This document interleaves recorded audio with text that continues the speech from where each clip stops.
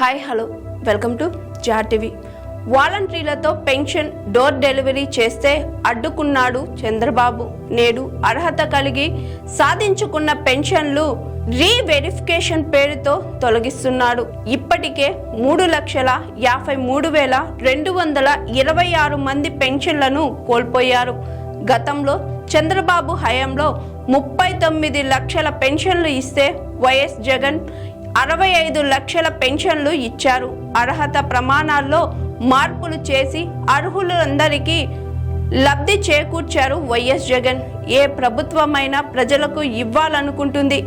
చంద్రబాబు ప్రభుత్వం మాత్రం తొలగించే మెకానిజం ఏర్పాటు చేశాడు అన్న వైఎస్ఆర్సీపీ ఎస్సీ సెల్ అధ్యక్షులు టీజేఆర్ సుధాకర్ బాబు.